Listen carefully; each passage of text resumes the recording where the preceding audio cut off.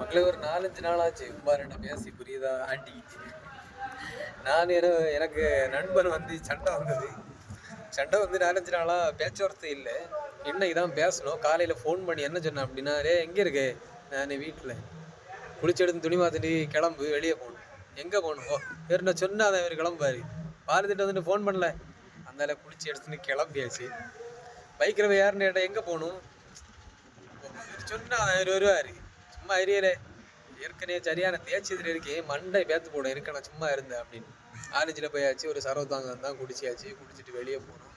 சுற்றி எடுத்து கரண்ட் தலைவர் கொஞ்சம் ஃபோட்டோ எடுக்கணுமா, இன்ஸ்டாகிராமில் போடணுமா, புரியுதா? நிறைய நாள் ஆச்சா. நான் கொஞ்சம் அழகாக ஃபோட்டோ எடுத்து கொடுப்பேன். நான் அதுக்கு கூப்பிட்டு தந்தான் முடிச்சாச்சு.